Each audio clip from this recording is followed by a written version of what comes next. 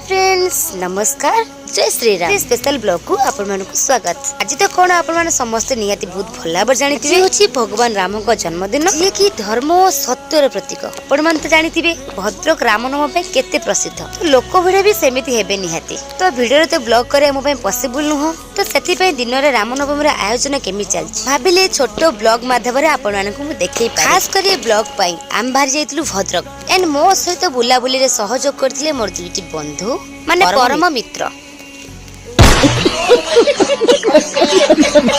जहाँ भी गोटे कथा किंतु भाई मानिबा को पड़े भाई मो जीवन काल भितर मु जो दुंटू आसी भद्रक रहिलेनी एते गोटे जगह मु को दिन भी देखि नथली जा मो संग मान को एते थैंक्स जणेबी कि तांको पई आज मु भद्रक टोटली भूली पारि आपन मन जे भद्रक को बिलोंग करछन्ती तो भद्रक को नेकी निहाती गर्व काई जानछन्ती भद्रक खाली गोटे शहर न भद्रक गोटे भाईचारार शहर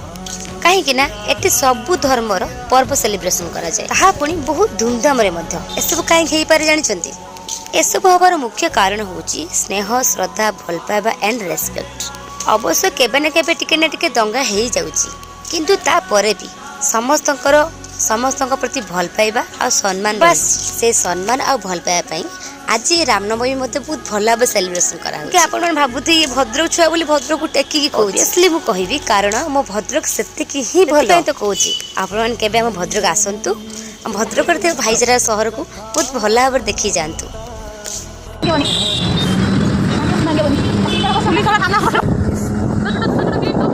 बोलै कि मजे तुम के देखि रदिनी आ गोटे अछि सेपटे तम स्कूल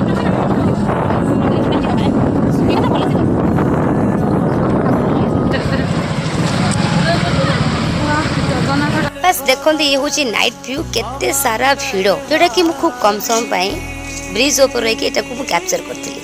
आशा कर किसी मात्रा भद्रक व्यू देखी पारि भिडियो देखा नेक्स्ट ब्लॉग रे बाय बाय।